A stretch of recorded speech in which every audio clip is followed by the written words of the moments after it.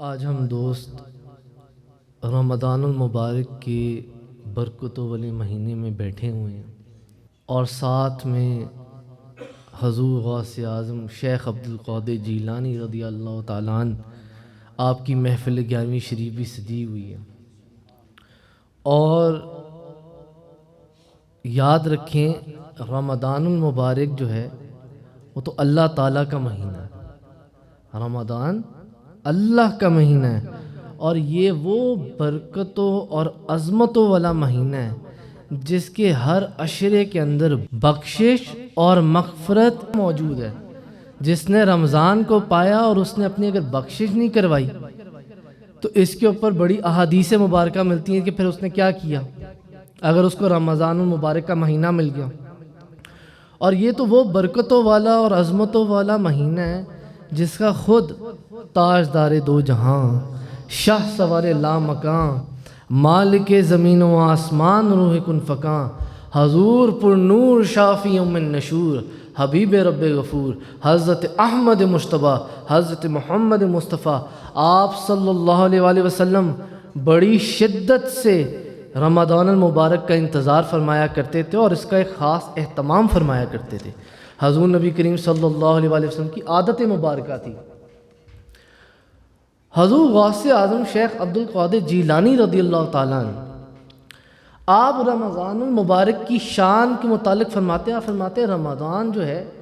یہ 5 لفظوں پر مشتمل ہے، 5 حروف ہیں، را میم ضاد الف نون۔ آپ فرماتے ہیں را سے مطلب ہے رحمت خداوندی،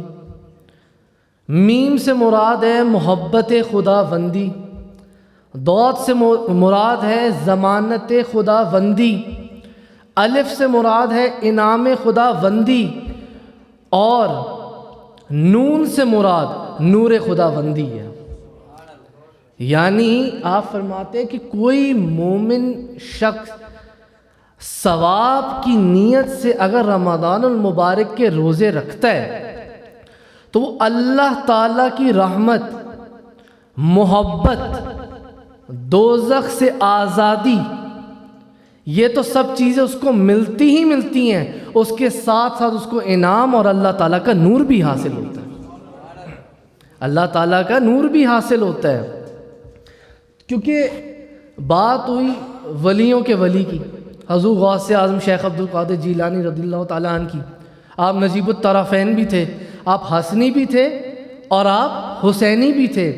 اور آپ جن کی اولاد ہے آپ کی والدہ کا یہ مقام اور مرتبہ تھا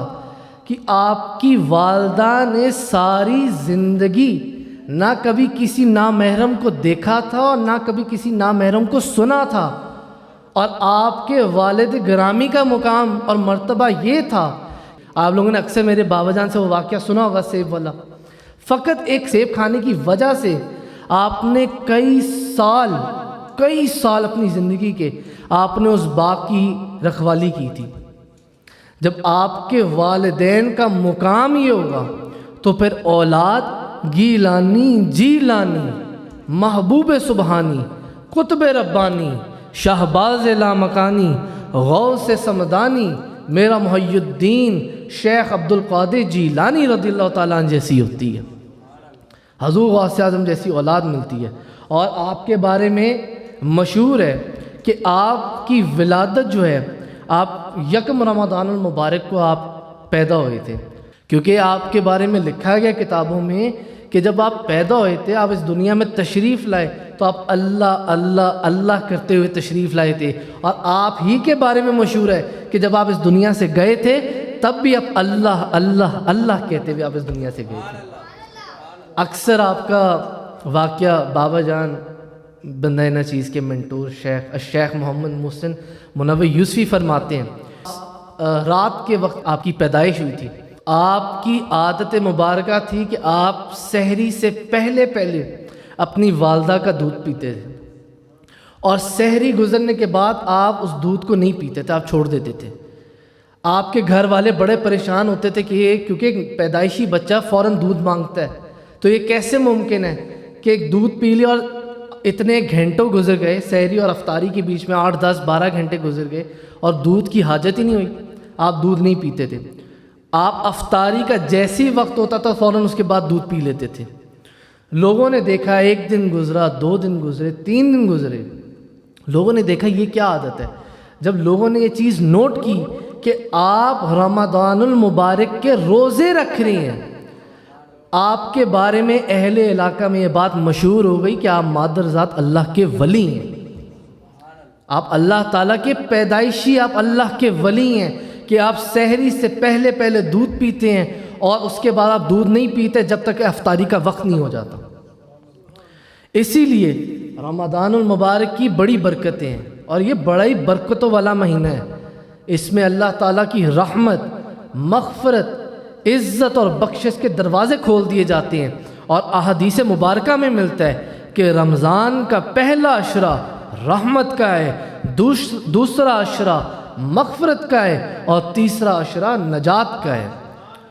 تو ہم دوستوں کو یہ کوشش کرنی چاہیے کہ اگر ہمیں بھی رمضان المبارک کا برکتوں اور عظمتوں والا مہینہ ملے تو ہم اس کی رحمتوں کا فائدہ اٹھائیں، ہم اپنی بھی نجات کریں، اور انشاءاللہ ہم اپنی نجات ضرور کروائیں گے۔ اللہ تعالی ہمیں حق بیان کرنے کی، سننے کی، سمجھنے کی توفیق عطا فرمائے۔ وآخر دعوانا ان الحمدللہ رب العالمین۔